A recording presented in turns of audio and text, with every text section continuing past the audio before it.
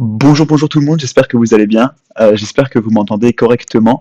Je suis très heureux d'être avec vous ce matin après une semaine pour ceux qui me suivent un petit peu qui a été particulièrement mouvementée puisque j'étais au cast de la coupe, la Auxerre LoL Masters jeudi et puis hier soir pour une finale qui s'est avérée vraiment passionnante.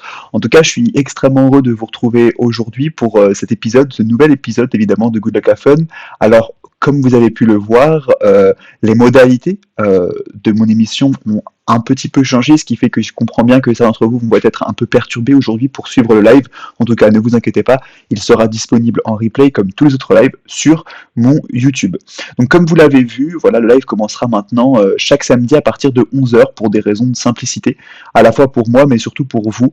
Parce que si je me lève tôt, je sais bien que c'est pas le cas de tout le monde et c'était quand même dommage de vous empêcher de suivre finalement mon émission pour des raisons purement horaires finalement. Donc voilà, je me suis dit qu'il c'était peut-être pas plus mal pour moi de vous proposer un moyen de suivre mon live à partir de 11 h. Alors aujourd'hui, on va avoir la chance d'accueillir William Rees, qui est du coup responsable e-sport chez Auxerre e-sport, une structure bien connue maintenant de la scène française. Et il va venir aujourd'hui pour parler, pour discuter avec nous de beaucoup de choses. On commencera évidemment par aborder les questions liées à son parcours professionnel. On discutera évidemment aussi de ses études, de ce qu'il a mené finalement à arriver à ce stade-là. On aura l'opportunité et l'occasion de discuter un petit peu de toutes les questions qui peuvent vous passer par l'esprit, notamment comment faire pour devenir joueur, joueuse pro, comment faire lorsque l'on est un joueur correct, un bon joueur, pour avoir un vrai niveau, un véritable niveau. On abordera donc évidemment ces points-là, ces différents points-là. On discutera aussi, et ça c'est quelque chose qui selon moi est essentiel, eh bien, de l'illégalité dans les sports. C'est un sujet que Riz m'a demandé d'aborder aujourd'hui et je trouve que c'est un sujet qui est particulièrement intéressant parce que en effet, la question justement de l'illégalité dans les sports peut se poser sur de nombreux points et à de nombreuses reprises. Du coup, alors évidemment, j'espère en tout cas que vous apprécierez cette émission et que vous pourrez me faire pardon, un nombre de retours complet. Sachez que voilà, vous pouvez me retrouver sur le Discord eSport Business d'Hugo qui pour le coup me permettra d'avoir directement vos messages pour pouvoir y répondre et pour pouvoir vous proposer des solutions et pouvoir adapter mon émission à ce qui vous intéresse véritablement. Pour le moment, en tout cas, j'espère que tout se passe très très bien pour vous et que vous allez passer une agréable matinée en ma compagnie. Ce que je vais faire du coup, c'est que je vais prendre quelques secondes pour contacter Riz. Je vais passer en pause. On va discuter pendant 2-3 petites minutes le temps de lancer l'interview et on se retrouve voilà extrêmement rapidement pour ce qui s'annonce être une superbe interview. À tout de suite.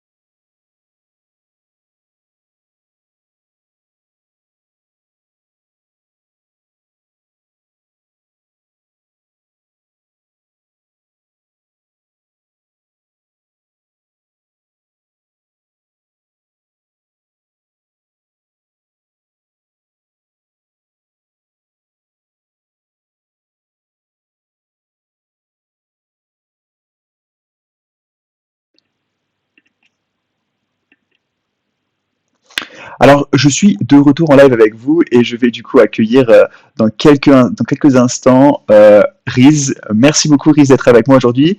J'espère que tout le monde peut le voir en tout cas. J'espère que tu es heureux d'être avec nous. Comment est-ce que tu vas ce matin? Ça va pas trop compliqué le réveil?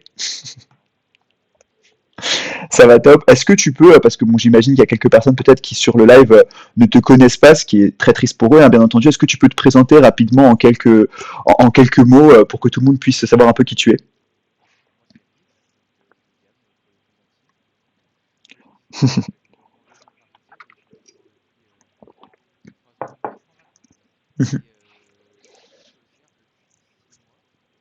Ok. Ok, super, c'est super intéressant. Du coup, première petite question comme ça, là, pour lancer directement l'interview de façon vénère, comment est-ce que tu t'es été introduit à l'e-sport? Comment est-ce que toi, tu as découvert ce milieu-là? C'était par les jeux vidéo, par Twitch, etc. Comment est-ce que voilà, tu t'es mis à être passionné par ce domaine? Ah, bougez pas, c'est potentiellement un petit souci technique. Tac, vous allez l'entendre bien mieux normalement, tu peux parler. Euh, Excusez-moi, c'est moi qui ai posé le petit problème. Vous l'entendez Allez, normalement bien mieux. Bah, du coup, représente-toi très rapidement du pour. coup, donc, vas-y, t'inquiète. Du coup, bah, moi, c'est Riz, donc William. J'ai 19 ans, j'habite en région parisienne. Et donc, je suis dans l'e-sport depuis maintenant 4 ans, 3 ans et demi, 4 ans. Et je Ok, suis au super. CERF depuis 6 mois. Et donc, au poste de responsable e-sport, comme je te l'ai dit juste avant. Ok, super. En vrai, c'est super intéressant. Du coup, moi, je te repose toujours la même question. Comment est-ce que tu as découvert l'e-sport et à quel moment tu t'es dit, let's go, je veux travailler dedans, je veux en faire une passion, je veux m'investir au sein d'un club e-sport?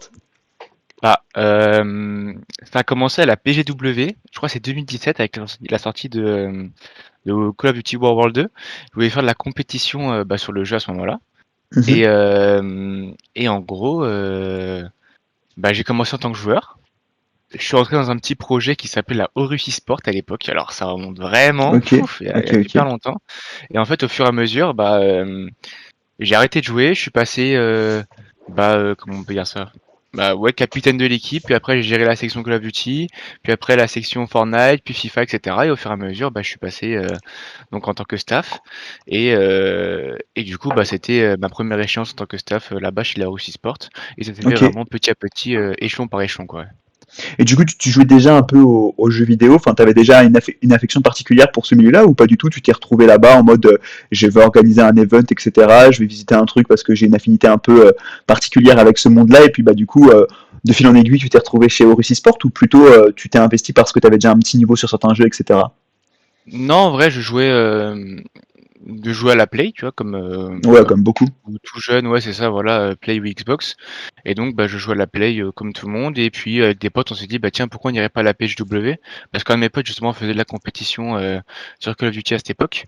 Donc, on y est allé et du coup, ça m'a plu, ça m'a motivé. Je me suis dit, bah tiens, moi aussi, je vais en faire parce que le World 2, c'était à l'époque le jeu où, tu sais, code revenait à terre, tu vois, il y avait plus de jump et tout.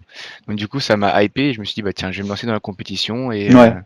et voilà quoi, donc ouais, je jouais déjà un petit peu, mais vraiment en mode casu, à Fortnite, à FIFA, des trucs comme ça basiques quoi. Ouais, des trucs très simples, des trucs basiques. Juste, je te le dis, bro, ton OBS fait que ta caméra en fait freeze et fait un carré gris. Donc c'est pas très grave, mais si sur le chat vous voyez des carrés gris, en vrai ça pose pas trop de soucis, on te voit parfaitement, on n'a pas besoin de plus, on est là pour Non. discuter avant tout. Mais voilà, si jamais tu vois des messages sur le chat, ne t'inquiète pas, hein, c'est juste des petits freezes, je pense, de ton OBS qui bloque un petit peu, qui bloque un petit peu du coup le recording. Alors j'ai comment dire, j'ai une autre question pour toi qui va te paraître peut-être un peu particulière. C'est quand tu t'es lancé, du coup, quand tu es arrivé, que tu as fait le bac, du coup, tu as passé le bac, est-ce qu'à un Ouais. moment, tu savais ce que tu voulais faire? Est-ce que tu avais déjà un projet? Est-ce que tu avais une idée de vers où tu voulais aller? Et comment est-ce que tu as réussi à construire, ou du moins à préconstruire ton parcours étudiant et ton parcours pro? Bah, alors du coup, grâce à eSport, ouais, je savais ce que je voulais faire. Pour le coup, je Mhm, voulais devenir manager. Hem, alors ça a pris du temps quand même, parce que j'avais plein ouais. d'idées de un peu partout. Au début, je voulais faire du montage, ouais, créer une boîte de montage et cetera. Mais ouais, quand je me suis lancé dans l'e-sport et que, au fur et à mesure de mon aventure e-sport, bah, j'ai gravi les échelons, rejoint des projets un peu plus gros. Je me suis dit: «Tiens, Mhm, en fait, c'est pas le montage qui me plaît, c'est vraiment le staff», tu vois, le en tant que manager. Donc je suis allé voir une conseillère d'orientation Ouais. malgré tous les a priori qu'il y a là-dessus. Pour le coup, elle m'a vraiment aidé. Par contre, no joke, elle m'a vraiment aidé. Et elle m'a expliqué. Et elle comprenait vraiment, parce qu'elle jouait aussi un peu aux jeux vidéo, etc. Et elle comprenait vraiment ma demande. Et elle m'a expliqué le parcours que je devais avoir. Et du coup, grâce à eSport, ouais, j'ai su ce que je voulais faire, donc manager. Donc Ok. j'ai de la chance, manager, c'est vraiment général. Mhm. Je peux après me Ouais. spécialiser dans l'e-sport, mais ouais, la gestion d'équipe, etc. En général, j'aime bien, donc ça m'a permis de trouver un petit peu ma voie, si on peut dire ça comme ça, tu vois. En vrai, c'est grave cool que tu parles justement de la conseillère d'orientation parce que c'est des outils qui sont souvent à notre disposition quand on est plus jeune, mais dont on n'a soit pas conscience, soit on pense que c'est complètement useless et que du coup, bah, ça va servir à rien. Alors que, bon, dans le fond, quand ces personnes-là sont investies, elles peuvent nous aider à construire un projet. Et je pense que c'est super important. Hein. Je pense qu'on n'a pas tous la même idée que Riz. Hein. Riz, c'est un exemple bah, quasi parfait. Il savait déjà vers quoi il voulait tendre, etc. Même s'il a eu de l'aide et un soutien de certaines personnes. Par exemple, moi, je savais absolument pas ce que je voulais faire dans la vie. Je me suis retrouvé à faire de ces études un peu différentes pour ensuite me réorienter vers l'e-sport et le jeu vidéo qui me passionne. Du coup, j'ai une autre question pour toi. Mhm. À quoi ça correspond finalement le rôle de manager? Alors tu peux spécifier par rapport à l'e-sport, mais tu peux le dire aussi de façon assez générale, puisqu'on rebondira après sur tes études. Mais voilà, qu'est-ce que ça représente? Qu'est-ce que c'est finalement que d'être manager? Oula, ça c'est C'est question la piège question là. piège, ça. Ouais. C'est Ah la oui. question piège. Tu as 5 minutes pour y répondre.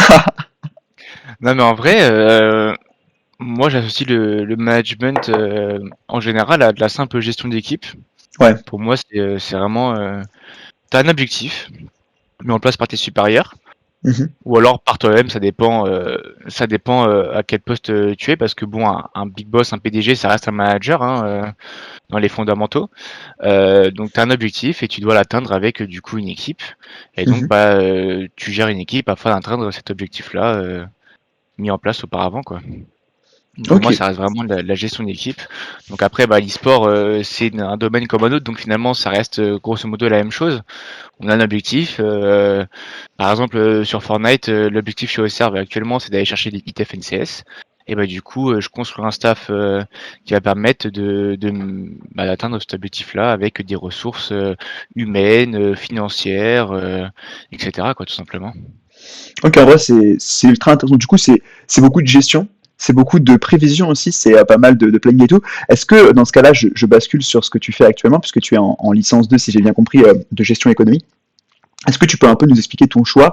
Pourquoi est-ce que tu as décidé de faire voilà, une licence assez générale dans un sens où finalement tu t'es pas spécialisé dans une école spécifique pour l'e-sport ou t'as pas été du coup faire un parcours qui serait lié au monde du jeu vidéo? Pourquoi est-ce que tu as préféré du coup faire une licence de gestion économie, si je dis pas de bêtises, plutôt généraliste?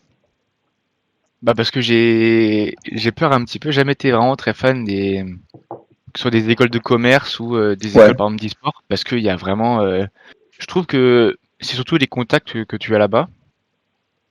Mais de par mon entrée chez Auxerre, de par à l'époque j'étais chez Prophétie avant d'entrer chez Auxerre, etc. Je pensais que, enfin même je pense que je peux avoir les contacts et que j'ai pas cette nécessité d'aller dans une école de d'e-sport ou de commerce ou je ne sais où pour avoir ces contacts justement. Ouais, bien Et sûr. puis c'est encore très jeune les écoles d'e-sport. Mhm. Il y en a quelques-unes qui ont l'air pas mal, dont Gaming Campus, si je peux donner un nom qui me semble Mhm, vraiment mhm. intéressant. Après, j'ai pas approfondi le sujet vraiment à 100%, donc c'est un avis un petit peu Ouais, subjectif.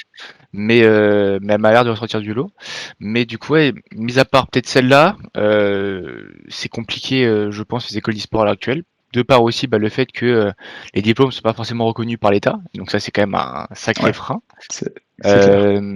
Donc ouais, le fait que ce soit assez jeune, qu'il n'y ait pas vraiment de certitude derrière d'avoir un poste dans l'e-sport. Et puis aussi le fait que bah, qui me dit que dans 5 ans j'aurai encore envie de faire de l'e-sport. C'est vrai, c'est très très vrai. Voilà, donc du coup je me suis dit je pars sur une filière générale. Mhm. Ça va m'apprendre le management en général et avec mon expérience e-sport que j'aurais accumulé du coup au fur et à mesure des années, bah je saurais me démerder dans l'e-sport et avoir tous les contacts qu'il me faudra pour réussir dans ce domaine, tu vois.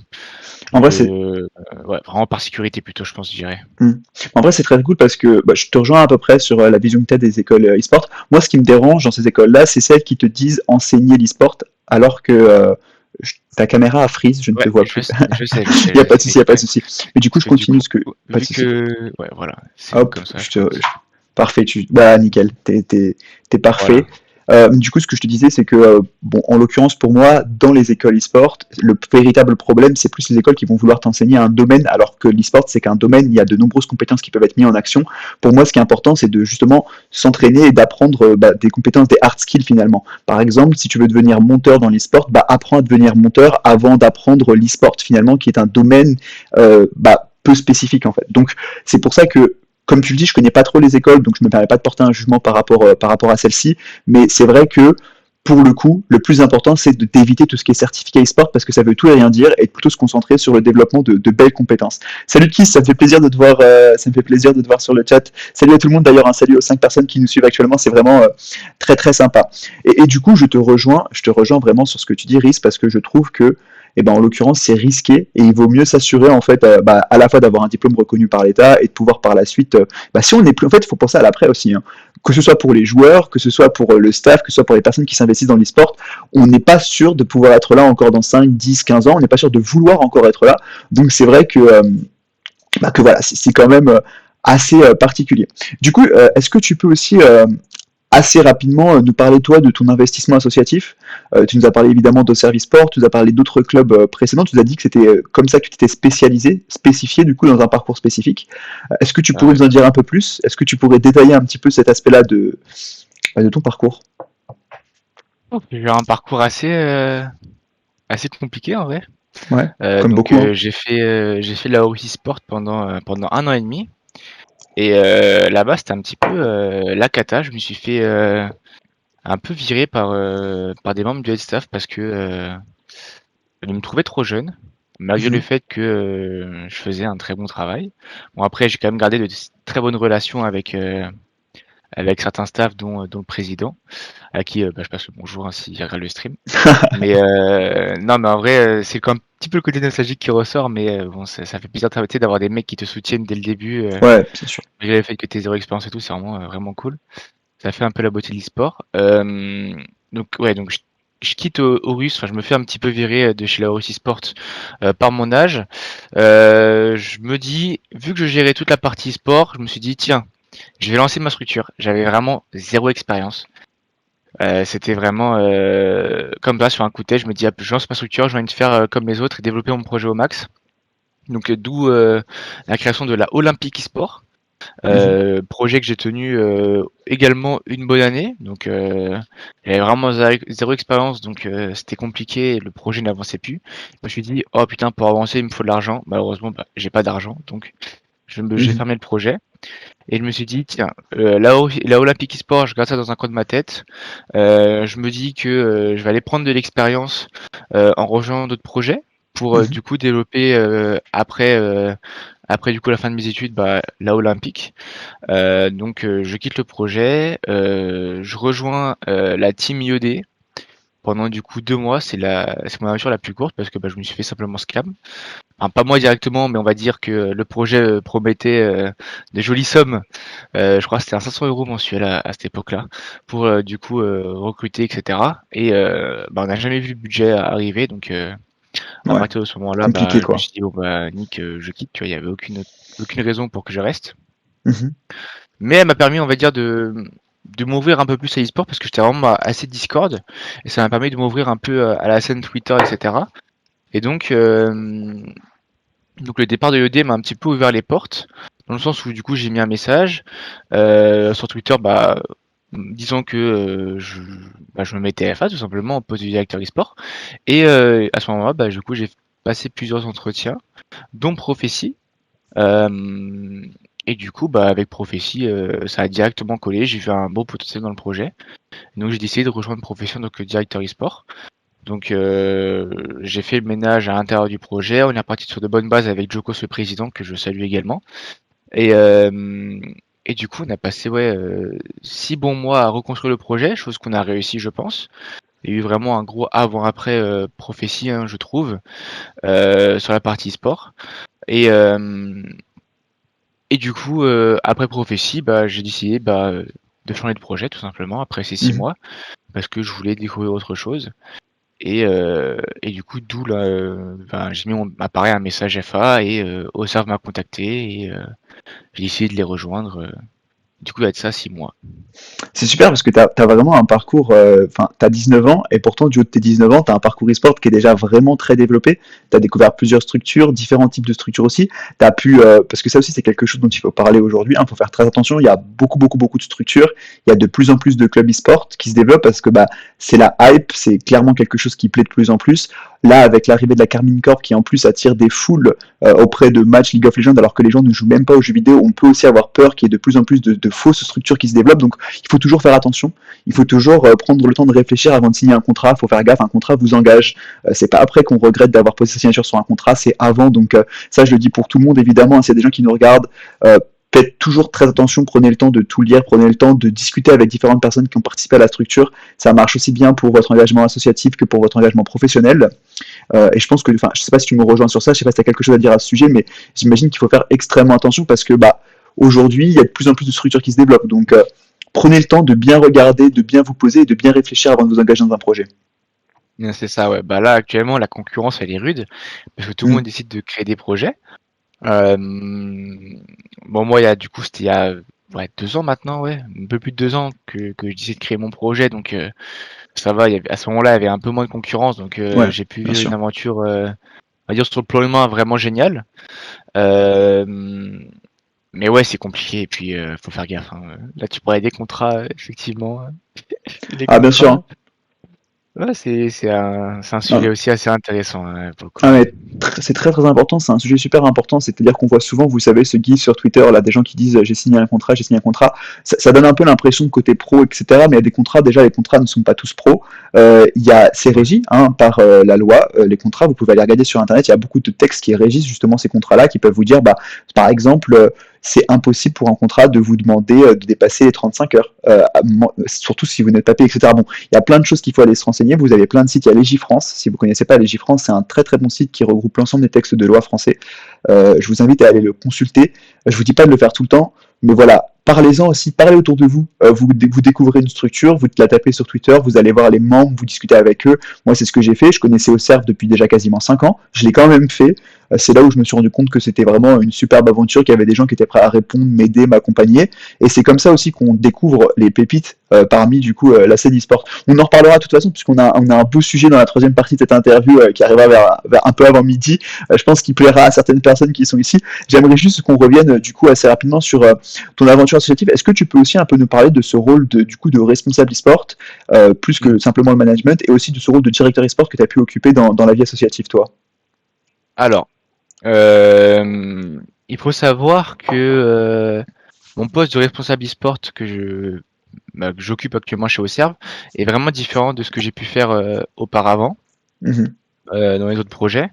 Alors, si je prends vraiment le côté amateur, je pense que la plupart des directeurs e-sport sur la scène amateur ont ce rôle du coup de gérer toute la partie e-sport Mhm. et de s'occuper des recrutements, etc. Être vraiment sur le terrain. Chose que je ne fais plus actuellement chez Auxerre, c'est-à-dire que aujourd'hui chez Auxerre, mis à part pour certaines scènes où du coup on ne possède pas de manager, comme FIFA où du coup je me suis occupé des recrutements parce que du coup j'ai été manager par intermédiaire on va dire sur la scène FIFA. Ouais, je vois. Par exemple pour prendre l'exemple de Fortnite, aujourd'hui on a acquis notre manager Fortnite, c'est lui qui gère totalement la section. Mhm. Et moi, je suis derrière pour, du coup, gérer un petit peu avec lui parce que du coup, j'ai l'expérience, je peux l'aider et oula, pardon, Ne meurs pas en live s'il te les- plaît. non, ça y est, c'est les amendes. Mais ah là là. T'inquiète, prends le temps de boire un coup d'eau, on a le temps, de toute façon, on n'est pas pressé. Hein. J'ai fait Ouh. exprès de commencer l'émission un peu plus tard pour que les gens n'aient pas, voilà, soient pas trop fatigués après 1 heure et demie d'interview, donc vas-y, je te laisse Une reprendre heure tes en live, esprits. ça tourne mal, ça commence. Après, je vais faire des Non vues mais sur YouTube, hein, donc c'est là où tu me ah, dis qui vient pour moi après. Vas-y, je t'en j'espère prie, que. reprends. Mais ouais, du coup, ouais, par exemple, sur Fortnite, on a du coup Kiss Mm. qui gère du coup les recrutements, la section lui vraiment à lui tout seul. Et nous, on est derrière pour lui donner des conseils, regarder un petit peu ce qu'il fait. Et c'est vraiment, je gère un staff qui, eux, gèrent une section, ce qui était Ouais. vraiment totalement différent parce qu'avant, chez Prophecy, par exemple, c'est vraiment moi qui m'occupais des recrutements. et le manager servait surtout à la gestion. Donc je travaillais avec le manager, mais c'est moi qui prenais qui avait, on va dire, le dernier choix et qui faisait vraiment tout. Là, actuellement, c'est plus une gestion de staff d'équipe que, que du recrutement. Ouais, Mais du je coup, vois. de ce temps libre, on va dire que, bah, du coup, enfin de ce temps libre, du coup, j'ai plus de temps à moi vu que je m'occupe pas des recrutements directement. Mais du coup, Mhm. j'ai d'autres tâches évidemment chez Auxerre. Donc, faut réfléchir un peu plus gros que juste recruter des joueurs comme ça. Faut réfléchir à un projet. Bien Faut sûr. du coup, comme d'ailleurs je te parlais d'objectifs, bah chaque jeu aura un objectif différent. Par exemple sur Fortnite, du coup comme j'ai dit c'est les hits. Sur Rocket League par exemple, si on va sortir sur le jeu, bah ce sera peut-être un objectif différent, tu vois. Et Mhm. euh, et donc du coup faut créer un projet, euh, se donner un objectif et construire avec les différents enfin les différents pôles, le marketing, la communication, le pôle RH, etc. Tu vois, d'autres, enfin, tu sais, se mettre d'accord tous ensemble sur où est-ce qu'on va aller avec ce projet et, euh, et se mettre en accord tous ensemble pour faire quelque chose de solide. Et c'est pas juste on recrute des joueurs pour faire ces perfs-là. C'est vraiment réfléchir à quoi va servir ce jeu pour Auxerre et quelles vont être les opportunités qu'on va pouvoir en tirer de ce projet, de ces recrutements qu'on va faire. Donc, je m'occupe moins du recrutement des joueurs parce que du coup, je recrute un staff qui normalement est qualitatif et qui permet du coup de recruter de très bons joueurs. Bien Et sûr. du coup, derrière, moi, je m'occupe un peu plus du projet en général et du projet en général et où est-ce qu'on va, quoi, tout simplement. Ouais, en fait, tu crées en fait de A à Z le projet, après tu t'accompagnes avec différents staffs, etc. Et ton objectif, c'est plus ce vers quoi vous tendez, plutôt que de simplement dire, voilà, je vais m'occuper de gérer la partie, les joueurs, le manager, etc. Toi, tu vas Ah avoir ouais. des objectifs spécifiques et tu vas faire en sorte que tu puisses les atteindre avec les différents recrutements et les différentes équipes, quoi. C'est ça, je mets en place des objectifs avec Erwin, du coup mon supérieur, Mhm. donc qui est directeur e-sport, avec qui on travaille à deux, tu vois, on met en place des objectifs tous les deux. Et du coup, on va recruter en conséquence un staff avec qui, du coup, on va dire ces objectifs-là. On va discuter ensemble, on va voir comment on peut atteindre ces objectifs-là. Donc, est-ce que, par exemple, le lead hit FNCS, est-ce que du coup, on fait ça en one shot, on peut directement atteindre cet objectif-là, ou alors on doit faire étape par étape. Par exemple, imaginons on voulait avoir une grande finale FNCS. Est-ce que pour atteindre cet objectif-là, est-ce qu'on du coup on recrute directement des très gros joueurs pour atteindre cet objectif-là directement, ou alors on y va petit à petit en faisant du coup les hits avant et après en faisant du coup la grande finale. Donc tu vois, il y a plein de stratégies à, à développer et ouais, c'est vraiment ce côté stratégique euh, que j'ai trouvé chez Auxerre et que je ne faisais pas avant, Mhm. parce qu'avant c'était vraiment de l'amateurisme, on va dire, donc de l'amateurisme qualitatif pardon, chez Prophecy, parce que c'est quand même un bon projet, tu vois. Une belle Mais du structure, ouais. coup, là chez Auxerre, c'est encore plus haut, on s'approche du professionnel. Euh, Mhm. Honnêtement, en gestion interne, c'est du professionnel, hein. Y a rien à dire là-dessus, hein. Je pense que on sait tous la qualité du staff d'Auxerre. Euh, mais du coup, j'ai trouvé ce côté stratégique et ce côté un peu plus manager, Ouais. responsable, tu vois. Je suis plus Ouais, manager complètement. d'une gestion, je suis vraiment responsable d'une section, enfin ouais, d'une section e-sport et donc du coup, je dois prendre du recul et gérer les staffs qui vont eux gérer les projets, quoi. Ouais, je comprends complètement. Et du coup, alors, petite question, c'est quoi pour toi, selon toi, les trois compétences qu'il faut avoir quand on occupe ton poste, enfin trois ou quatre compétences d'ailleurs, hein. Parce que bah, j'imagine que tu as dû en développer des compétences, j'imagine que t'as dû affronter parfois certains problèmes, tu as dû devoir résoudre aussi voilà, ces mêmes problèmes, des dissensions ou quoi. Tu as aussi eu des bons moments de réussite et tout, donc l'e-sport, c'est un domaine qui est grandissant, en complète construction. Toi, quelles sont les trois compétences qui t'ont le plus servi et ce que tu pourrais recommander justement à toutes les personnes qui nous écoutent, aux différentes personnes qui sont là sur le live? Bah déjà, vu que c'est de l'associatif, il faut de la passion, faut Ouais, s'adonner clairement, quoi, clairement, c'est clair. parce que du coup t'es pas rémunéré, c'est vraiment du temps. C'est vraiment du temps que tu Mm. prends sur ton temps libre, donc c'est vraiment faut avoir de la passion. Moi, j'ai un petit peu pas cette réputation, mais disons que les gens savent que moi, je me donne à fond pour un projet. Mhm. Ça a créé quelques petites discordes des fois. C'était voilà, je me donne vraiment à fond, hein. Je mange, je bois, je vis au cerf, hein, pour le coup. Euh, donc du coup, ouais, déjà le premier. Bien La sûr. première compétence, c'est vraiment faire en sorte de vraiment vivre, être vraiment à fond, quoi. Vraiment, Mm. faut se donner les moyens, faut être à fond dedans. Ensuite, je pense qu'il faut être, patient parce que ça met du temps. Ça vient pas comme ça en un claquement de doigts, surtout chez Auxerre. Si on était une grosse structure avec 10 millions d'euros, là oui, ça irait un peu plus vite. Mais c'est pas le cas, on n'a pas des millions. Ça, voilà. Désolé de vous le dire, mais on n'a pas 10 millions d'euros chez Auxerre. Mais du coup, ouais, il faut du temps. Bien sûr. Pour tout projet, hein, que ce soit amateur ou professionnel, hein, parce que du coup, quand tu es professionnel, tu as des objectifs encore plus élevés.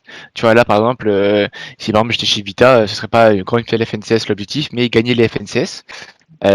Donc, bah, ça prend du temps de gagner, d'avoir des titres, etc. Mhm. Et donc ouais, la patience, il faut de la patience.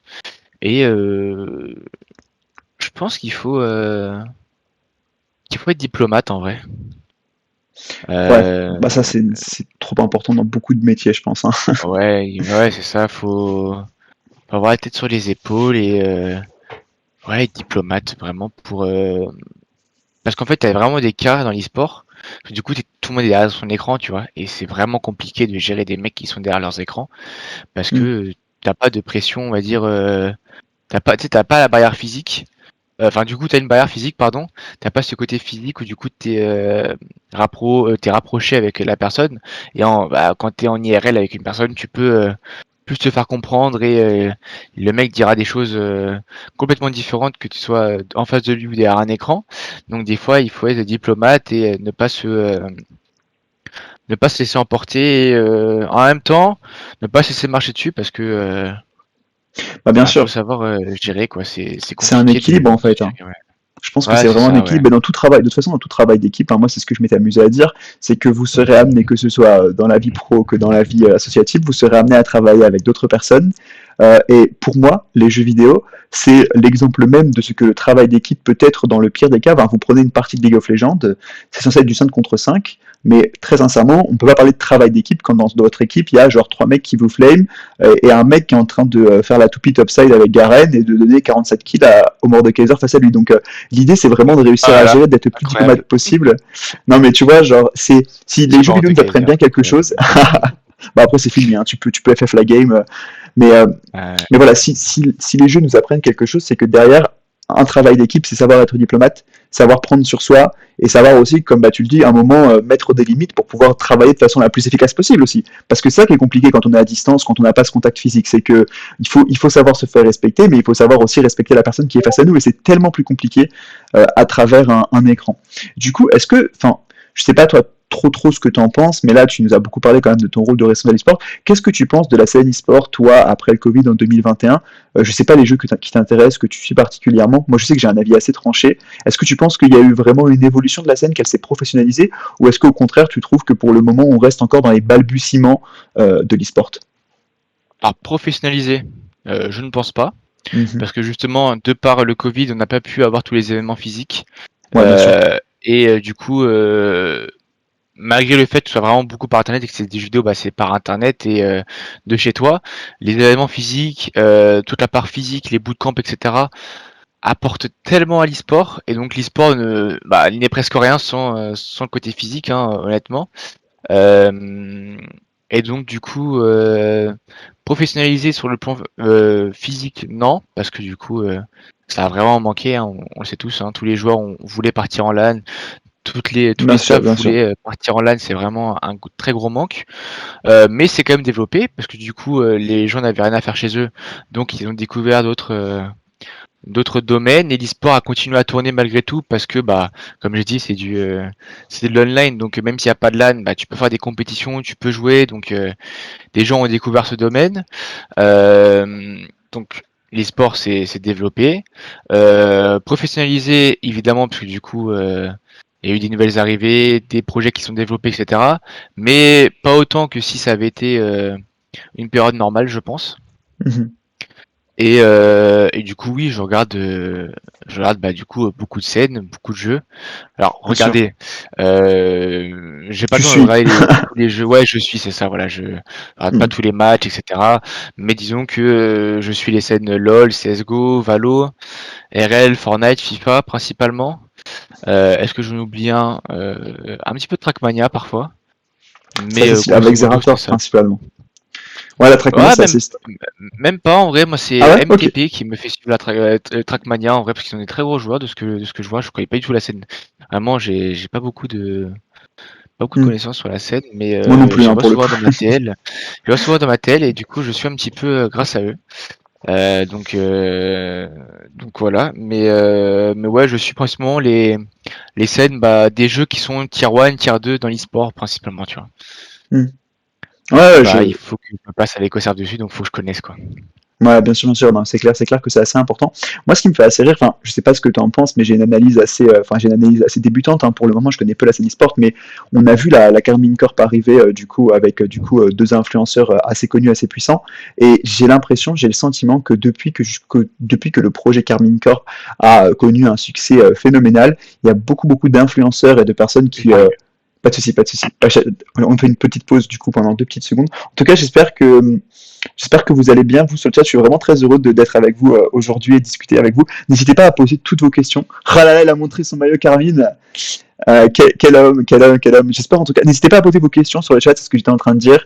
Mais ouais, du coup, pour revenir sur ce que je disais, on voit quand même, on voit que la Carmine, elle a réussi à vraiment tout casser et à vraiment montrer un niveau assez insane.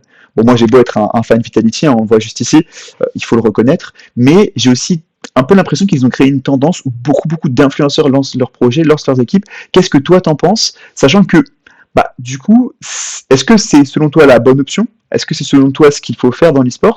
Ou est-ce qu'au contraire, ça nous prouve que l'e-sport, c'est pas encore un domaine qui paye et qu'il faut donc déjà avoir une bonne base pour pouvoir se lancer par la suite dans cette structuration plutôt semi-pro? Bah alors, la Carmine, c'est un projet spécial parce que t'as Kameto qui est dans les jeux vidéo Ouais, c'est clair. depuis ses débuts. Il a été quasiment joueur pro sur LoL avec Millennium à Mhm. l'époque. Donc l'e-sport, il connaît. Il a toujours été un petit peu dedans, que ce Mhm. soit de manière indirecte ou directe, hein. Donc pour moi, c'est un faux influenceur, tu vois, genre dans le sens où il est quand même dans le milieu, Bien sûr, bien sûr. il est quand même pas mal dedans, voilà. Maintenant, Prime, c'est très bien qu'il soit dedans, qu'il soit mis dedans. Le fait que les influenceurs se lancent C'est dans pas le une critique la projet. question, hein. C'est pas une critique, hein. Je critique le mot influenceur pour moi n'est pas négatif, hein. Je préfère te le Ah non, dire. absolument pas, non, du Ouais, tout, du ouais. tout, non, mais pour moi, influenceur, j'associe ça à une personne qui a de l'influence et qui Mhm. a aussi un petit peu d'argent. Donc pour moi, je l'associe ça un peu à de l'investissement, tu vois, un peu comme Mhm. des investisseurs. Mhm. Parce que du coup, les gens, enfin les influenceurs, à part des cas exceptionnels comme Kameto, on peut voir aucune connaissance de l'e-sport. Bien sûr. Donc, ils vont vraiment servir d'investisseurs, hein, pour le coup. Donc, d'un côté, c'est positif parce que du coup, tu as de plus en plus d'investisseurs qui veulent venir dans ce domaine. Maintenant, il faut faire gaffe parce que du coup, avoir de l'argent dans l'e-sport, tu peux aller très vite, très haut. On pense du coup à Gamma eSport avec Kolasinac, M10 avec Ozil, ou encore bah, Guild avec Beckham, hein, même si bon Guild c'est un Ouais. peu différent je trouve. Euh, il y a vraiment ce côté dès qu'on a l'argent on peut aller très vite très haut rapidement, ou même Atlantide, hein, parce que du coup c'est un joueur de foot qui gère le truc derrière et qui investit, mais du coup ouais, faut faire gaffe, faut que il se renseigne bien, mais moi je vois pas de problème particulier à euh, à ce qu'ils viennent dans l'e-sport. Maintenant, il faut juste que ce soit vraiment de vrais projets, que ce soit pas juste de l'argent mis en l'air.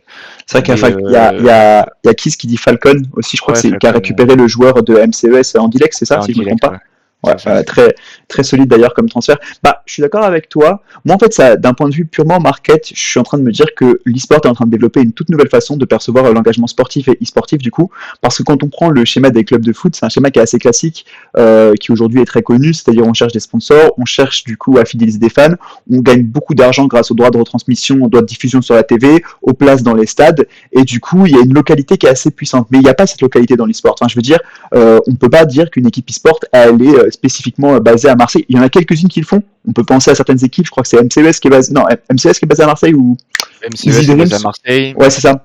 Il y a un petit peu cet aspect local, mais il est beaucoup moins présent, je trouve, dans les sports. Et du coup, en fait, il y a un redéveloppement en fait d'une équipe comme une équipe d'influence, et justement une volonté de faire en fait de cette influence une puissance.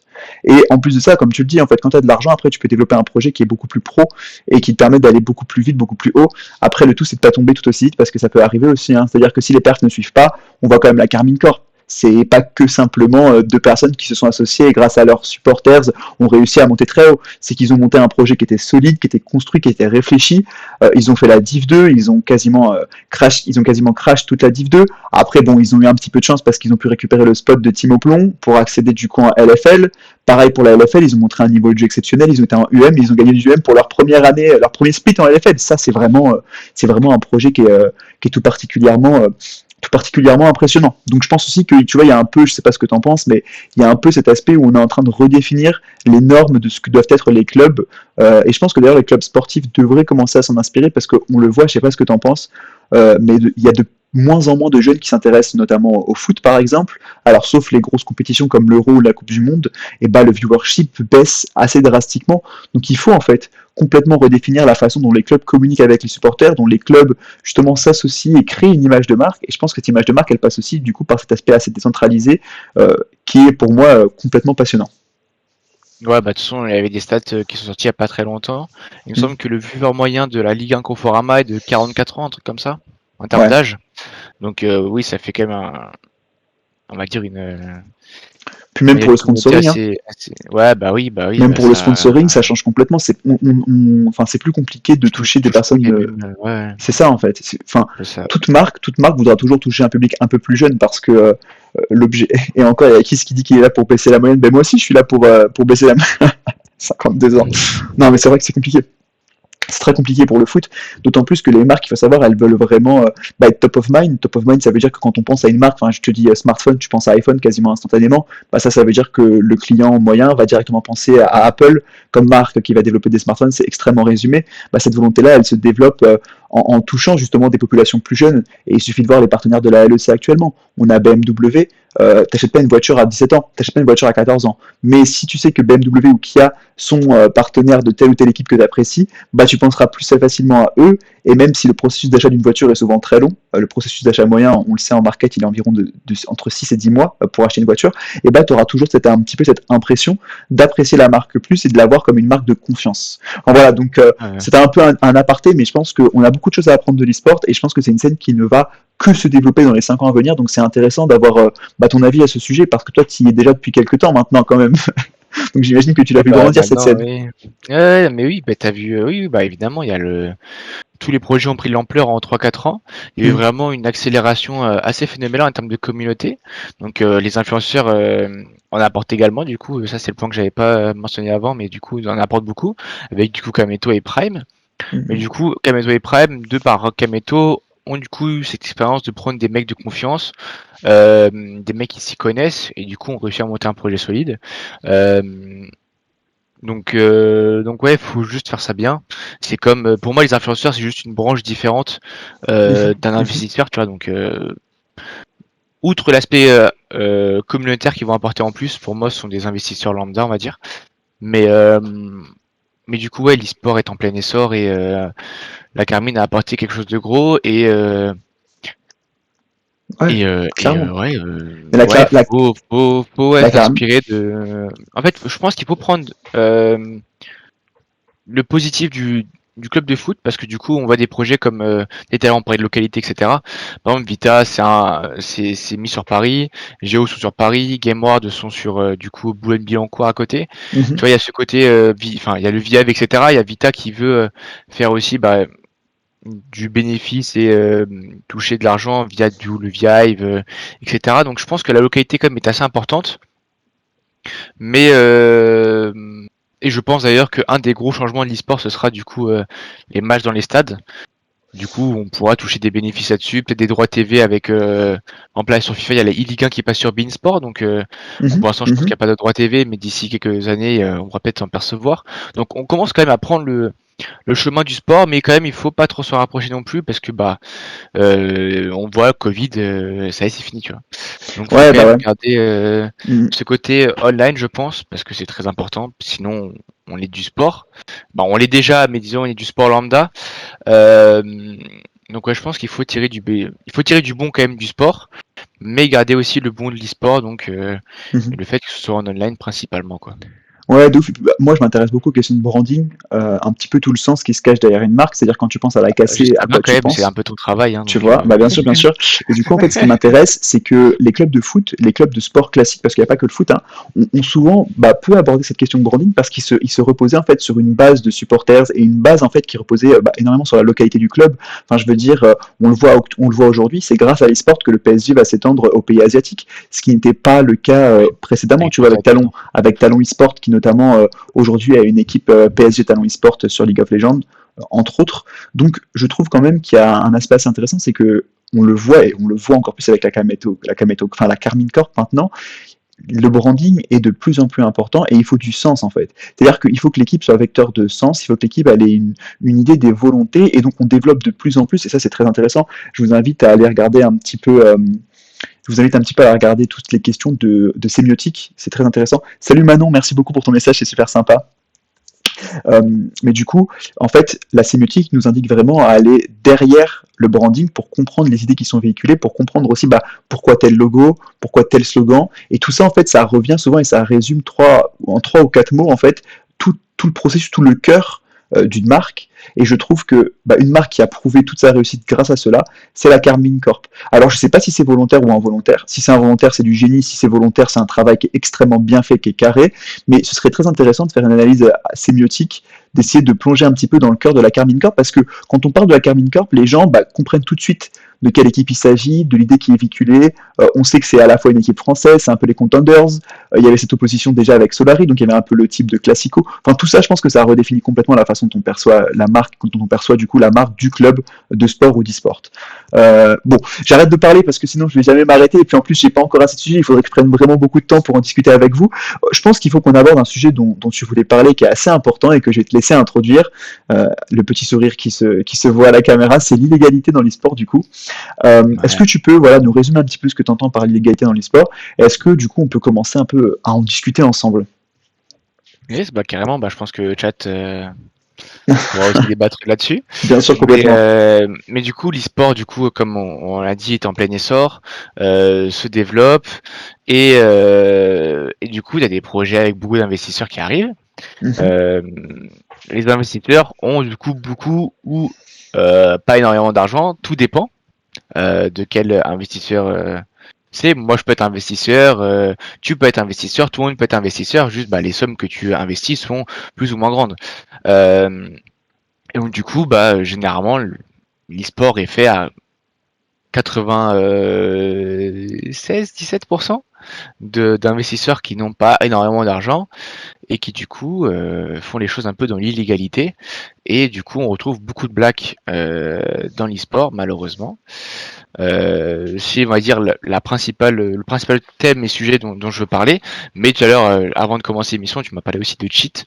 Euh, Mhm. qui est aussi, bah, du coup, techniquement, c'est illégal, hein, le cheat. Et on peut penser à des jeux comme Fortnite où c'est assez Ouais, répandu dans le monde professionnel, par c'est exemple. ça. Je tairai Euh, le nom d'un joueur qui m'a dit un jour, sur Fortnite, il y a deux types de joueurs. Tu as les joueurs qui sont là pour la thune, et tu as les cheaters bah, qui sont aussi là pour récupérer la fame et la thune. Et ouais, donc mais c'est très résumé, mais c'est aussi un ouais, mais problème, je trouve, de certaines scènes compétitives. Quoi. c'est ça, ouais. Donc ouais, t'as beaucoup d'illégalité dans l'e-sport. Bon, je pense qu'on parlera beaucoup de rémunération aujourd'hui parce que c'est le principal principal sujet, le truc où je Mmh. m'y connais le mieux. Mais ouais, dans l'e-sport, c'est assez énorme les proportions que ça prend et ça fait que d'augmenter en fait, tout simplement parce que Bien je sûr. pense que l'État derrière, en termes de loi, etc., ne fait pas, donne pas d'importance à ce domaine. Donc du coup, il y a très peu d'opportunités et de moyens pour rémunérer des joueurs légalement. Ça demande beaucoup de ressources financières pour la structure. Ça Mmh. demande aussi des grosses concessions pour les joueurs.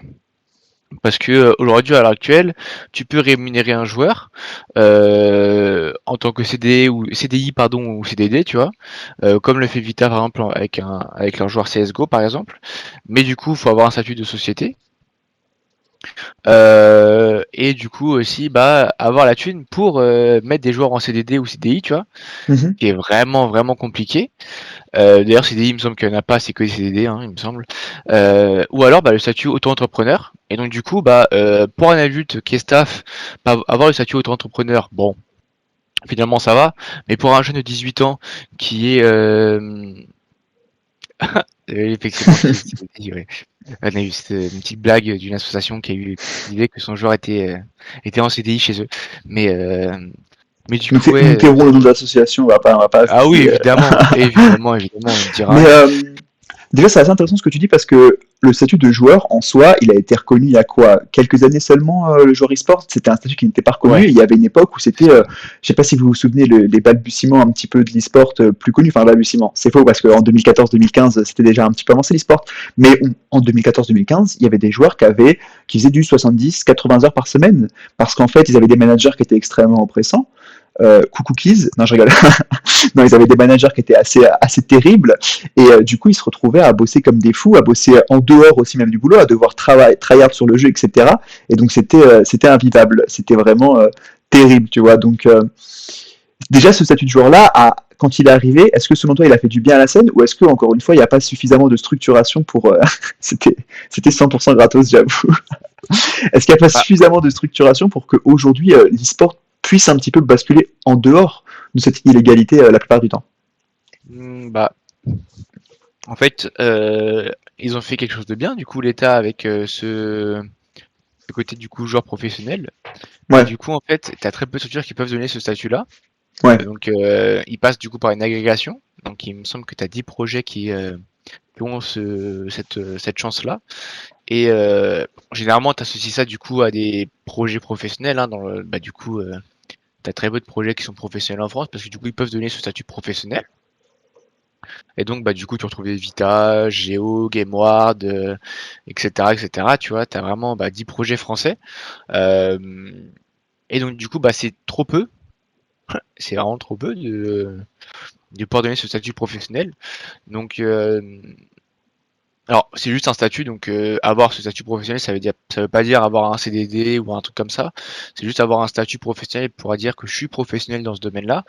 Euh, mais du coup, ouais, c'est un peu dommage parce que du coup, tu as des structures qui ont également de l'argent, qui peuvent aussi potentiellement prétendre à avoir du coup cette agrégation et ce statut-là.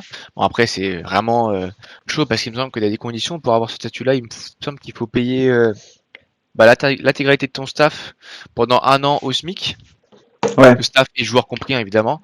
Mhm. Donc, c'est vraiment beaucoup de ressources financières et c'est vraiment dur. Mais, euh, mais du coup, tu vois, c'est vraiment enfin, c'est logique en même temps de pouvoir donner le statut professionnel qu'au top de la scène parce qu'aujourd'hui, tu peux pas être dans une petite structure et avoir le statut professionnel, c'est pas possible. Tu faut avoir Ouais, un bien minimum sûr. d'argent, faut payer au SMIC horaire au minimum et voilà donc c'est vraiment beaucoup de ressources financières et c'est vraiment dur à mettre en place. Mais mais on va dire que ils font. Alors c'est un peu compliqué, mais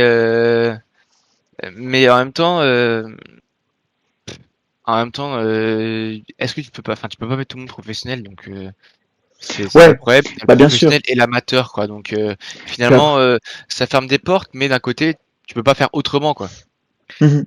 Puis Mec, il y a aussi une assez grosse séparation aujourd'hui, et moi je trouve que c'est assez flagrant entre des scènes comme Fortnite qui vont vraiment viser du coup de l'e-sport amateur.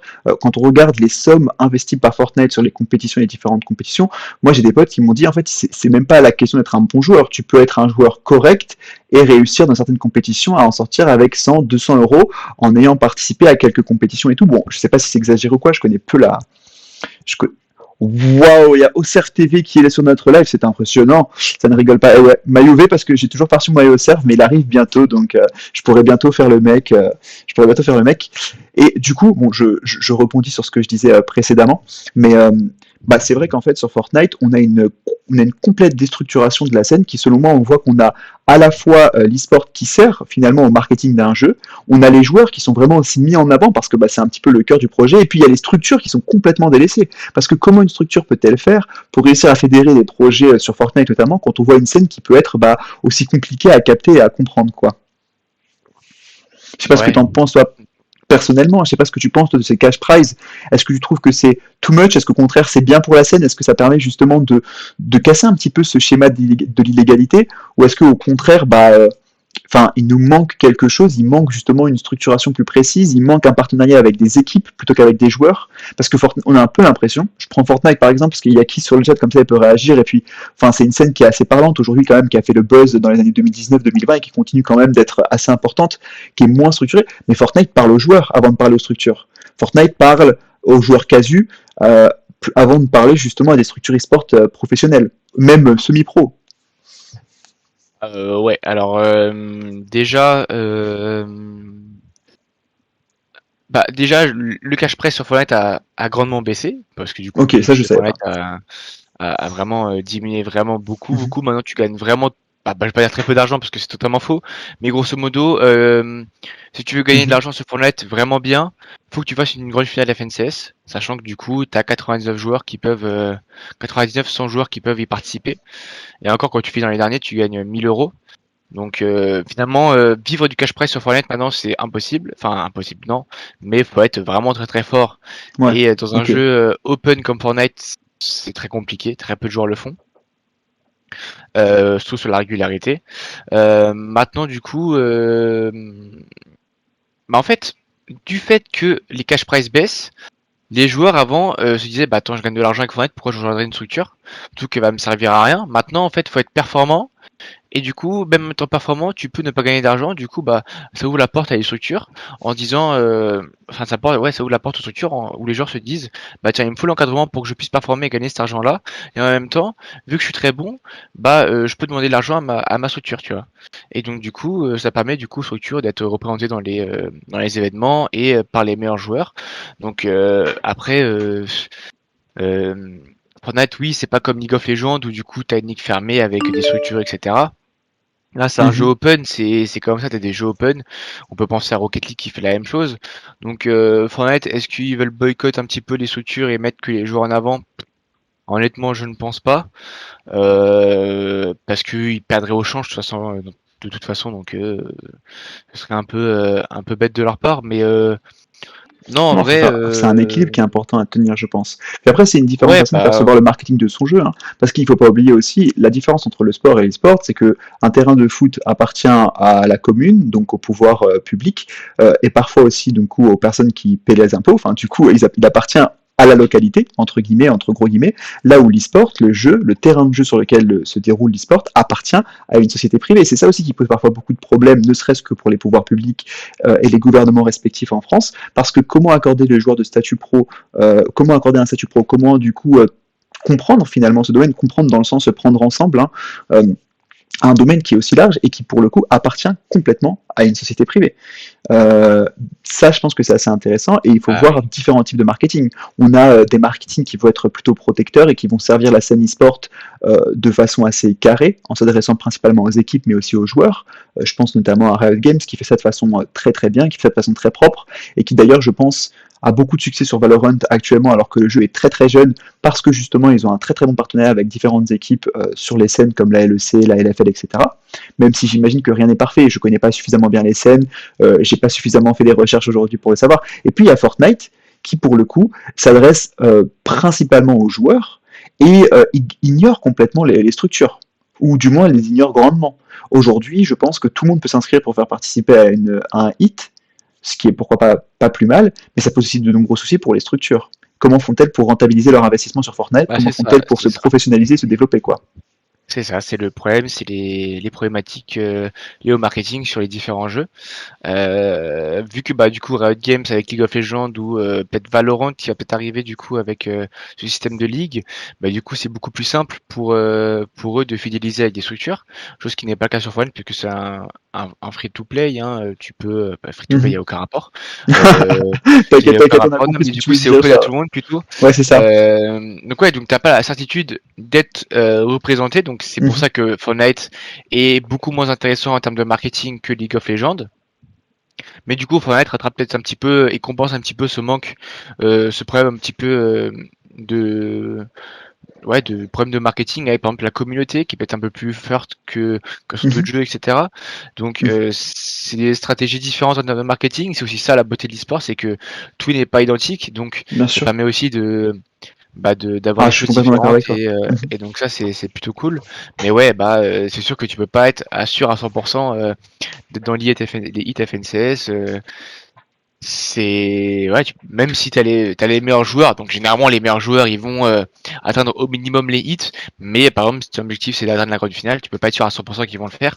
Donc c'est ça un petit peu le problème de Fortnite. Du coup tu peux potentiellement ne pas présenter ta marque à l'événement qu'ils voulaient, mais bon c'est et du coup ça peut Mhm. devenir un problème, mais bon du coup c'est comme ça, c'est le jeu, Bien faut que sûr. les marques Bien en aient sûr. pris conscience quoi. Ben après, il faut aussi voir que du coup, pour moi en tout cas, Fortnite c'est un cas d'école sur de nombreux aspects. Déjà parce qu'il y a eu une grosse démocratisation de l'e-sport grâce à Fortnite. Il faut savoir que Ok. avant d'arriver du coup, avant que l'e-sport soit démocratisé par Fortnite, on avait beaucoup moins de viewership, même sur League of Legends, parce que les gens, une fois qu'on découvre un jeu, après on a tendance à aller un petit peu regarder à droite, à gauche et à découvrir de nouvelles scènes. Moi, j'ai découvert la scène Rainbow Six il y a maintenant 3 ans à peu près, grâce à League of Legends grâce à CSGO aussi, parce que j'avais regardé du CSGO, j'avais plutôt kiffé CSGO, puis j'avais pas de compétition un dimanche soir, je me suis dit, oh putain, je vais m'emmerder tout seul dans mon appartement étudiant de 10 mètres carrés, et j'ai été checker du coup Rainbow Six, et j'ai vraiment apprécié le gameplay alors que j'avais jamais joué au jeu. Donc c'est aussi comme ça qu'on apporte un nouveau viewership, et Fortnite pour moi est un cas d'école parce que il y a eu à la fois cette démocratisation de l'e-sport, et puis même sans parler d'e-sport, pour moi, l'équipe marketing de Fortnite, j'aimerais d'Epic Games. Enfin, Epic Games, c'est quand même la transformation de leur jeu initial en un free-to-play, du coup, qui est un Battle Royale, qui par la suite a été, je pense, l'un des plus gros succès vidéoludiques de tous les temps. Ensuite, on a le marketing grâce à des partenariats avec de gros studios hollywoodiens, avec Disney et tout, avec des skins. Enfin, regardez le skin Rick et Morty. Pour moi, c'est du génie. Et ça montre vraiment bien qu'ils ont une longueur d'avance sur beaucoup de concurrents. Et puis, il y a aussi les concerts, les différents concerts qui ont été mis en place, qui font qu'aujourd'hui, encore une fois, ça a attiré de nouveaux joueurs qui se sont potentiellement intéressés à la scène compétitive, à la scène e-sport, et donc Fortnite a cette volonté de démocratiser, malheureusement, en s'intéressant trop peu aussi, selon moi, aux structures.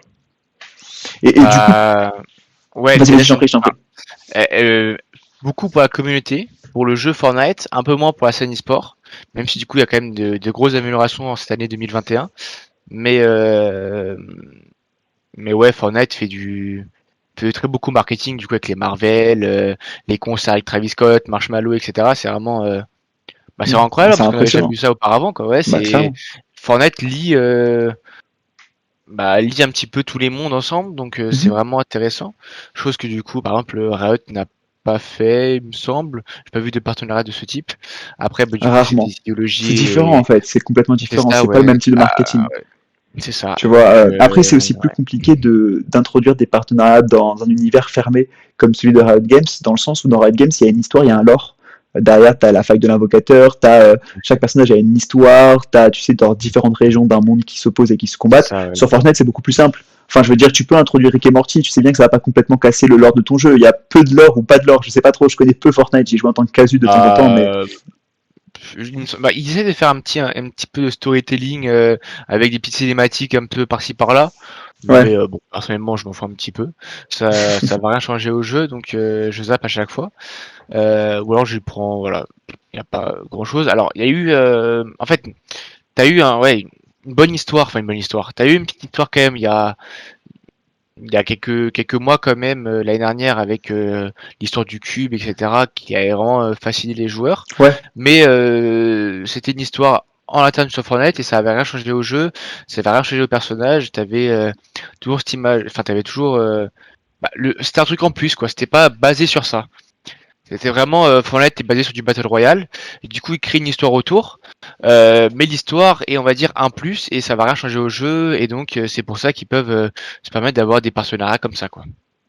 Ouais, non, mais complètement. Et puis je pense aussi que c'est très bien réalisé de leur part et que c'est, enfin, encore une fois, c'est deux mondes qui s'opposent. Et pour le coup, pour revenir sur le sujet initial, je pense que Fortnite a beaucoup joué avec cela justement pour toucher un public extrêmement large et pour élargir le plus possible la communauté de joueurs qu'ils pouvaient avoir.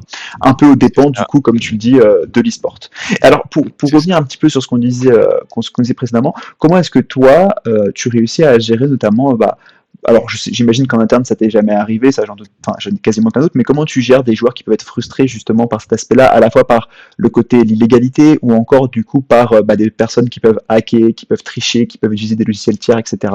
Comment est-ce que toi tu le gères, comment est-ce que Alors, tu le perçois et comment est-ce que tu penses que ça impacte la scène e-sport? C'est beaucoup de questions en une, je te les reposerai si tu veux ouais, après. t'inquiète, t'inquiète. Non, mais alors, pour le coup, chez OCR, on ne fait rien de d'illégal. c'est la Ah bah réputation de ça, l'équipe. évidemment, Il y a rien d'illégal chez la OCR. question ne se pose, la question ne se pose Ah, même c'est ça, pas. c'est l'une des structures avec Vital les plus légales de France.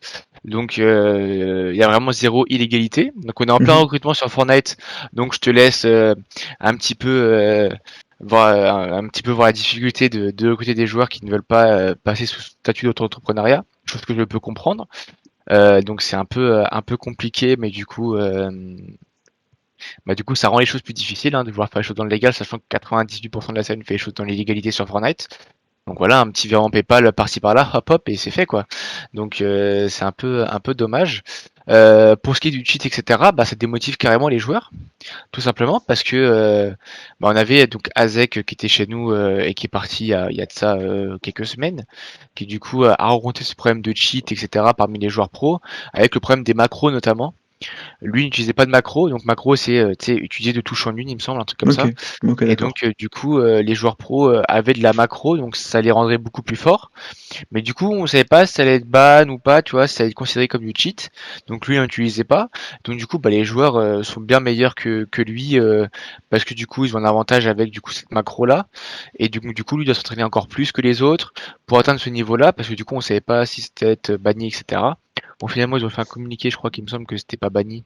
Donc ça a fait chier, mais du coup, je crois qu'il s'est mis aussi, mais je suis pas sûr. Vraiment, là, je ne suis vraiment pas Ouais, sûr, je sais pas s'ils ont banni ça ou pas. Je vais pas Mhm, faire de spéculation inutile, mais mhm. voilà. Mais en tout cas, lui, de son côté, il lui en faisait pas. Je sais pas actuellement, donc je ne dirai rien. Mais il en faisait pas, du coup, il était démotivé, ça saoulait, tu vois, t'as des mecs qui trichent un petit peu, en quelque sorte. Ou alors, du coup, le cheat, tout simplement, les mecs trichent, donc les mecs sont super forts.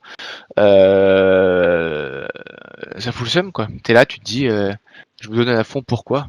Alors qu'un mec, tu vois, il traîne pas, il a juste acheté un petit cheat à 20 balles sur internet pour gagner les compétitions. C'est vraiment, Mhm. c'est dégueulasse, quoi, tout simplement. Ouais, et c'est de plus en C'est plus. En plus, dégueulasse. c'est d'autant plus compliqué que l'e-sport se fait à distance actuellement et que du coup, toutes les solutions que l'on pouvait avoir pour vérifier, les PC par exemple dans les LAN qui étaient fournis aux équipes pour éviter ce genre de soucis avec des logiciels tiers, les clés USB complètement checkées, vérifiées, les téléphones portables qui sont posés dans une autre pièce et qui ne sont pas présents en compétition sur scène par exemple, tout ça, c'est des choses qui étaient mises en place précédemment, mais qui maintenant sont extrêmement compliquées à développer, je pense, que ce soit sur League of Legends, CSGO, Fortnite et peu importe le jeu finalement. Ouais, bah oui, c'est très dur à surveiller. Mm.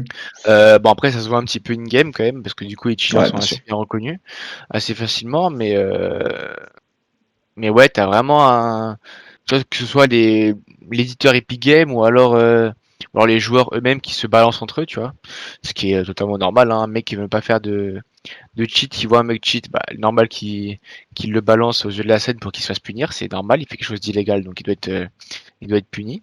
Euh, ou en tout cas du coup ne pas le refaire. Mais mais du coup ouais t'as vraiment alors c'est pas trop fréquent je pense sur les autres scènes comme League of Legends ou quoi, mais sur Fortnite ça l'est un petit peu et donc ça crée des grosses problématiques sur la compétitivité du jeu finalement tu vois. Est-ce que ça enfin à quoi ça sert des compétitifs C'est sur ça en fait. Fortnite si C'est t'as ça. juste à prendre un cheat tu vois et donc ça n'a plus trop de valeur enfin, tu vois ça c'est une problématique assez spéciale. Ouais. Euh, donc ouais le problème de cheat etc c'est vraiment compliqué. Donc, enfin, surtout avec les sommes qu'il y a, quoi. Vraiment, League of Legends, t'en as Qui pas sont trop parce colossales. qu'ils sont quand même en physique.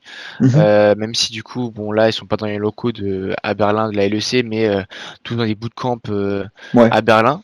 Mais c'est vérifié, c'est Euh, surveillé. Il y a des arbitres qui sont ouais, même c'est dans les ça, différents bootcamps et tout. C'est très très c'est protégé ça. ça, c'est ça. Donc tu vois sur Fortnite où c'est fou de l'online, bah tous les jours t'as tu vois par exemple c'était il y a 2-3 jours, t'avais Noah Relly qui est un très gros joueur,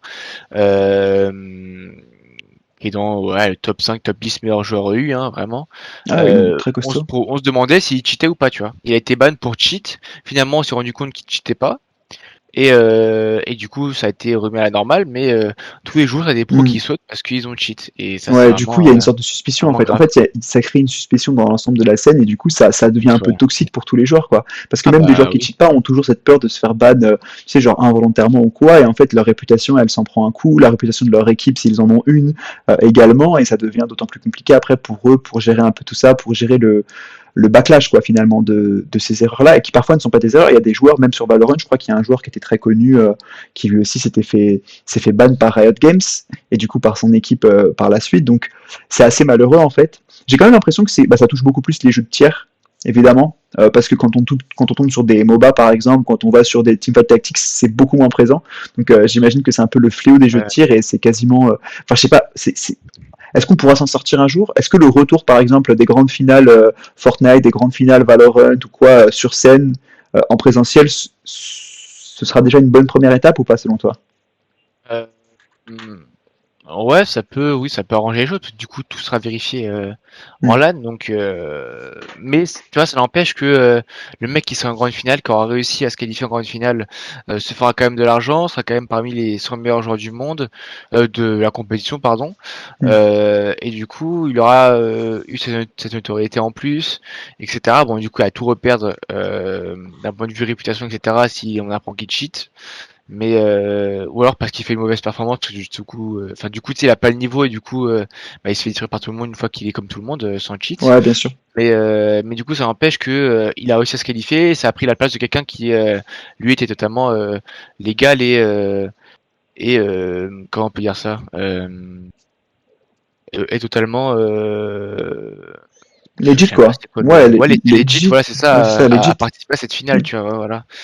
Donc ça Ouais. réglera le problème, mais peut-être pas à 100% parce que si c'est que Après, les grandes ça arrive finales, dans tous les sports, hein. voilà. Ah bah oui, Après, bah, de toute façon, tous les ça sports, le arrive dopage, etc., c'est normal, hein. le vélo, c'est le monde Ah pro oui, du le sport, voilà. dopage. Dans les compétitions de foot aussi, ça arrive très fréquemment, etc. C'est assez Bah ouais. malheureux, Bah, mais du coup, regarde, est-ce que on prend l'exemple de Djokovic à Roland Garros. Je sais pas si t'as suivi un petit peu, non, j'ai mais pas trop suivi. bah, en gros, c'est 5-7 gagnants, donc en gros, il fallait que tu gagnes 3-7. En grande finale, ils perdent 2-7-0, ils retournent au vestiaire, et ils gagnent les 3 des 7, tu vois. Donc, t'as les mecs qui sont là, est-ce qu'il s'est dopé ou pas, tu vois, c'est trop bizarre, d'un coup, il perdait de ouf, et d'un coup, il remonte facilement, tu vois, est-ce qu'il était dopé ou pas, et donc, bah, on parlait tout à l'heure de cette crainte, etc., de se dire, bah, tiens, chaque chose que je fais, les mecs vont dire que je suis dopé, bah, ça rejoint, du coup, ça aussi dans le sport, donc avec Djokovic. Ouais, on a eu même la même question à l'Eurovision. Je sais pas si vous Ah oui, avec les t'en souviens ou Italiens, quoi.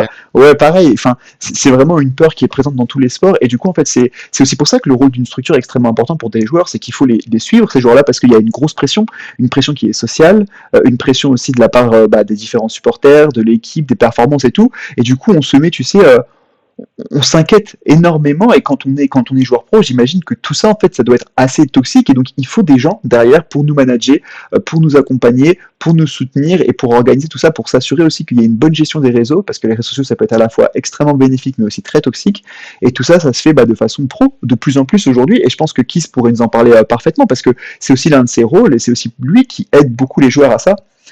Euh, Bah qui oui. signifie d'ailleurs qui n'apprécie pas particulièrement Joko. Moi, je vous avoue que le tennis, je ne suis absolument pas la scène, donc je vais pas commencer à sortir ou à dire des choses inutiles. Et il aimerait bien voir ce qui se passe dans le vestiaire pour faire pareil, moi, à la mi-temps des matchs. Bah ouais, non, mais c'est clair que c'est toujours cette question, cette peur, en fait, ce soupçon qui fait que Bah, que c'est problématique. Est-ce que toi, parce que là on arrive bientôt à la fin de cette interview, est-ce que toi tu aurais des mots, des conseils pour les joueurs qui justement bah, sont confrontés à ce genre de soucis-là, que ce soit notamment bah, confrontés à des contrats qui sont proches de l'illégalité ou confrontés justement à ce genre de comportement toxique in-game, que ce soit le cheat, que ce soit l'utilisation de logiciels tiers ou d'outils physiques tiers. Est-ce que tu aurais des conseils à leur donner?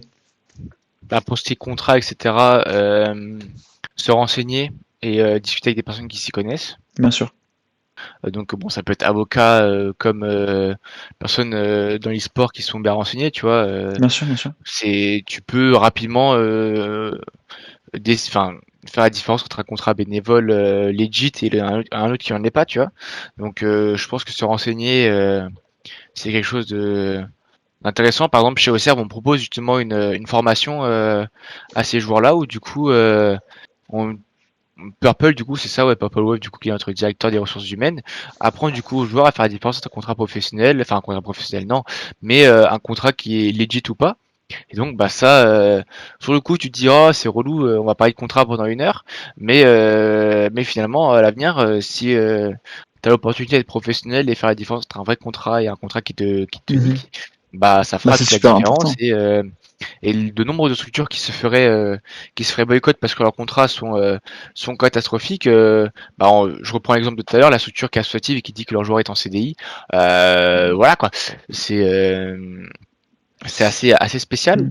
Mhm. Après, bah, du coup, tu as toute la question sur la rémunération. Hein, pourquoi un joueur qui ne veut pas être professionnel et qui fait ça juste pour son passe-temps se priverait de gagner 300-400 euros comme ça?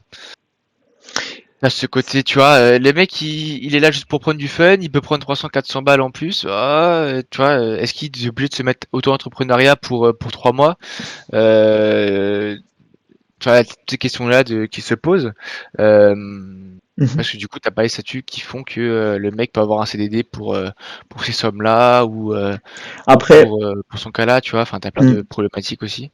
après, petit conseil pour ceux qui s'intéressent du coup à la scène e-sport et qui peut-être regarderont cette vidéo en replay sur YouTube ou quoi, vu la professionnalisation actuelle de la scène e-sport, vu le coup de boost que ça a pris notamment avec l'arrivée de la KC et du coup avec bah, l'ensemble des mesures qui ont été prises, hein, parce qu'on a aujourd'hui l'arrivée du monde du jeu vidéo à l'Assemblée, des politiciens et donc des personnes qui sont des législateurs qui s'y intéressent, faites très très attention parce que ça peut vraiment vous poser des soucis et que à partir d'un certain moment, si vous voulez participer à une scène, bah, ce sera comme pour le foot amateur ou quoi, ce sera beaucoup plus contrôlé, beaucoup plus surveillé. Donc, enfin, il faut toujours réfléchir au pour et au contre. Hein. 300-400 euros sur l'instant, ça fait toujours plaisir, mais Bah, si on veut après ça, des répercussions. exactement, c'est ça en fait. Si après il y a C'est des ça. répercussions néfastes, si après vous pouvez plus bah, faire ce qui vous intéresse et ce qui vous passionne parce que du coup vous avez été flag, tout ça, c'est des choses qui sont assez dommages. Donc évidemment, Ouais. enfin voilà quoi, je veux dire, c'est compliqué de dire à un gamin de 14 ans que tu dis tu peux toucher 400 euros là et il s'en fout de savoir ce qui lui passera à lui à 18 ans ou quoi. Mais, Mais mais ouais.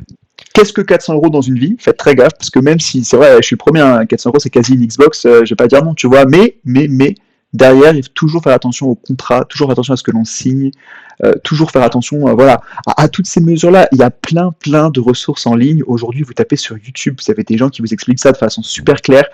N'hésitez pas à aller voir tout ça. Vraiment, c'est méga intéressant. Comme le dit Keys, en fait. Ouais. Hein. Un contrôle fiscal dans 5 ans. Pour 400 euros, je pense que pour 400 euros, je ne sais pas s'ils auront véritablement la possibilité de savoir d'où les 400 euros proviennent, quoique, mais un contrôle fiscal, les mecs, ils arrivent dans 5-6 ans, ils vous disent, mais monsieur, d'où vient cette somme spécifique d'argent? Vous n'avez pas mentionné vous n'avez pas déclaré déjà cette somme-là, elle est périodique, donc ça veut dire que c'est potentiellement un paiement pour un boulot que vous avez pu faire. Ça, après, il faut pouvoir le justifier, hein. Gardez vos documents, scannez-les et mettez-les dans votre drive ou quoi, c'est super important, c'est un truc de vieux, hein. Je sais, là, j'ai un peu l'impression de parler comme un mec qui a quasi 25 ans, quoi, mais dites-vous que derrière, il y a un suivi qui peut être fait et que ça n'arrive pas qu'aux autres. Donc faites très attention à ça et restez le plus possible dans la légalité parce qu'il y a beaucoup de structures qui aujourd'hui vous proposent un accompagnement et qui vous permettent justement bah, d'éviter ces soucis-là et qui vous permettent de développer en fait votre réseau et de développer vos chances de pouvoir faire de votre Ouais, passion un métier. dès que le fisc va mettre son nez dans l'e-sport, Ça il va va être en terrible. voir Hein. des choses. Hein. Ah ouais, parce que du Mm. coup, c'est 200 euros par-ci, 100 euros par-là. Sauf que du coup, quand tu accumules tout ça et qu'après tu te rapproches des sommes à 5 chiffres, le fisc là, il va pas trop rigoler sur des sommes à 5 chiffres. Ouais, non mais bien sûr. D'ailleurs, ils se sont intéressés au cas des Si t'es influenceurs 6. aussi, Ouais, ouais, bah là, t'as qui sont GoTymer posés qui à fait un, Singapour. Ah, ok, bah, je n'avais pas vu. Mais là, j'ai vu qu'il y avait Ouais, quelqu'un qui avait un conseiller fiscal là, donc ouais, bah en fait, par exemple, là récemment, le fisc, grâce à une transmission ouais, de la part donc, du fisc allemand, je ne connais pas le nom de la structure là-bas, une transmission de nombreux dossiers, je crois, ça se comptait en centaines de gigaoctets de dossiers qui concernaient des influenceurs français qui étaient basés à Singapour et dans certains ouais. pays et qui faisaient du coup du contenu en France, notamment du dropshipping. Et ben, le fisc français va se pencher sur l'affaire. Et vous voyez, ça peut être des choses qui ont été faites il y a 2, 3, 4 ans. La temporalité dans la justice, ça n'a aucune valeur. Si vous êtes déclaré coupable, vous êtes coupable. Si vous êtes responsable, même si vous n'êtes pas coupable, vous pouvez être responsable. Alors, par exemple, ça aussi, il faut le savoir. Allez vous renseigner sur tout ça. Vraiment, c'est super important. Il y a d'excellents contenus en ligne. Je pourrais pas vous en parler maintenant, puis c'est pas non plus tellement mon rôle. J'ai peur de faire des bêtises, de vous dire des bêtises. Je suis pas avocat, je suis pas spécialisé. Mais faites très très attention. C'est super important de rester le plus clean possible. Et je pense que, ne serait-ce que pour vous, pour l'image que vous avez de vous-même, être clean, ça vaut, je pense, tout l'or du monde. Ah oui, non, mais c'est très important en fait. Sur l'instant T, tu te dis pas, oh, faut que je sois clean à 100%, mais je peux te dire que quand tu vas voir le fisc arriver, tu vas être content que Ouais, c'est ça. bah, vous être clean, hein, vraiment quand tu vas voir quand ils vont voir quand les sommes elles vont tomber dans l'e-sport et que les structures vont tomber parce que ils ont des sommes à payer parce qu'ils se sont fait niquer à cause du fisc, putain, mais on va être les seuls au monde, quoi. Ça va être 95% des structures qui vont sauter, quoi. Donc Ouais, il y a beaucoup de structures qui sont extrêmement ouais, sérieuses et heureusement, mais il y a aussi des structures qui ne le sont pas. Et donc, de toute façon, ça sera le conseil. On va bientôt mettre fin à cette émission parce que là, je commence à avoir faim et je vois qu'il est quasiment 12h30. Je vais pas non plus te bouffer toute ta matinée et toute ta journée. Mais c'est vrai que faites très très attention. Prenez le temps de lire vos contrats, prenez le temps de les comparer avec ce qui se trouve sur Internet. Voilà. Renseignez-vous, discutez avec des gens. C'est aussi à ça que sert le réseau, c'est aussi à ça que sert Twitter. Un message privé à n'importe qui, ça peut toujours vous être utile. Moi, je sais que mes MP sont toujours ouverts si vous avez des questions sur ces sujets-là. Si je peux vous aider, je le ferai avec plaisir. Si je peux pas, bah, je vous retransmettrai vers des personnes qui sont plus compétentes. Mais faites-le.